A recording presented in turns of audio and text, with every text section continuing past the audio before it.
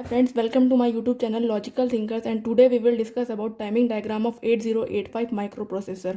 और ये बहुत ही इजी ट्रिक बताने जा रही हूँ मैं आपको ये टाइमिंग डायग्राम बनाने की।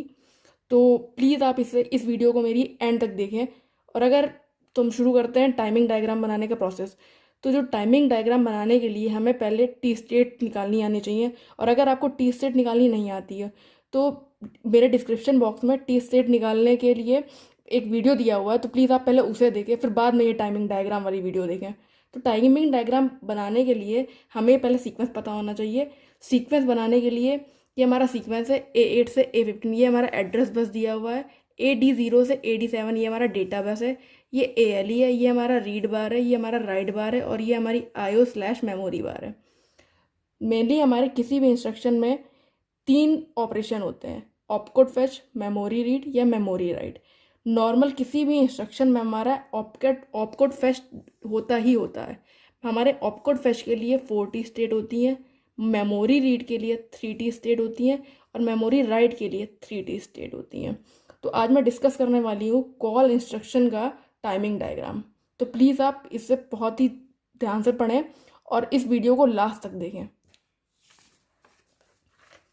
तो कॉल फंक्शन, जो कॉल हमारा इंस्ट्रक्शन होता है उसका पहले हमें टाइमिंग डायग्राम बनाने के लिए हमें इसकी टी स्टेट निकालनी आनी चाहिए। तो हम इसका टी स्टेट निकालने के लिए पहले हमारा पता होना चाहिए कि हाँ ये इसका टी स्टेट निकालते कैसे हैं। तो प्लीज़ आप, अगर आपको टाइमिंग डायग्राम का टी स्टेट जो इंस्ट्रक्शन दिया हुआ है और अगर आपको इंस्ट्रक्शन का टी स्टेट निकालना नहीं आता तो प्लीज़ आप पहले मेरी प्रीवियस वीडियो देखिए। तो इसका टी स्टेट निकालने के लिए हम सपोज कर लेते हैं कि जो कॉल इंस्ट्रक्शन है ये हमने ये सपोज कर लिया ये जो हमारा एड्रेस दिया हुआ है इस पे ऑलरेडी स्टोर है।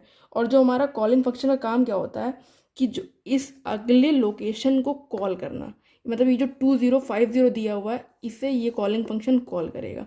और ये कॉल फंक्शन हमने मान लिया ये 1100 एड्रेस बस पे हमारा ये ऑलरेडी स्टोर्ड है।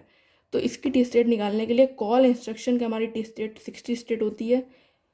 ये 20 की हमारी 3T स्टेट हो गई, 50 की लोअर बाइट की हमारी 3T स्टेट हो गई। इसी तरह 11 है ये जो हमारी हायर बाइट है इसकी 3 स्टेट हो गई, जो 00 है इसकी जो हमारा ये जो लोअर बाइट है इसकी 3 स्टेट, टोटल मिला के हमारी 18T स्टेट हो गई।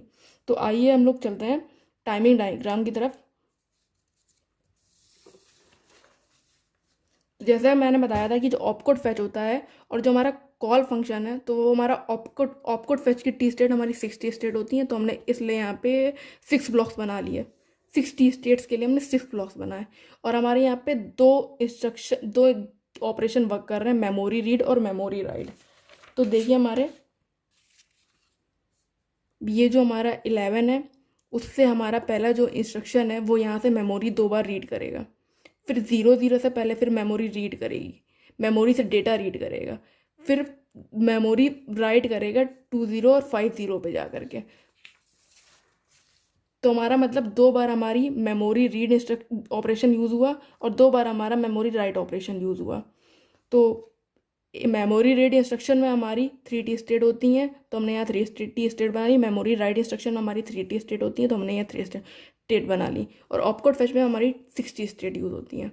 तो मैंने आपको सीक्वेंस पहले ही बता दिया था कि पहले एड्रेस बस होता है, फिर हमारा डेटा बस होता है, फिर ALE होता है, फिर रीड बार होता है, फिर राइट बार होता है, फिर IO/M बार होता है। तो इन तीनों का सीक्वेंस तो सेम रहना चाहिए, मतलब रीड राइट और ये IO/मेमोरी बार ऊपर नीचे हो सकता है, पर आप प्लीज़ इन तीनों का सीक्वेंस ऐसे ही रखिएगा।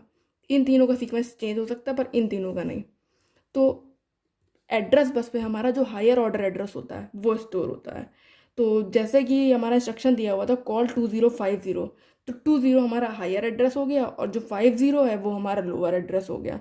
तो हमने जो ये 3T स्टेट T1 से T3 तक हमने जो इसकी हायर एड्रेस है वो हमने यहाँ पे स्टोर कर दिया। और जो हमने T4 T5 T6 पे हमने अनस्पेसिफाइड, अगर हम चाहते हैं तो यहाँ पे पूरा बना सकते हैं, तो इसमें कोई दिक्कत नहीं है कि हम इसके पूरे उस पर हायर एड्रेस स्टोर कर सकते थे। और मेमोरी रीड पे हमने फिर पूरा हमने ये ब्लॉक बना दिया हायर एड्रेस वाला।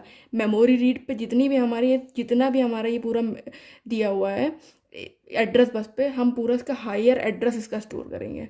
और हमारा जो डेटा बस है एड्रेस डेटा बस में हमारे केवल T1 में लोअर एड्रेस स्टोर होगा और जो जितना बचे हुए हमारी टी साइकिल्स हैं उसमें से जो हमारा डेटा है वो स्टोर होगा।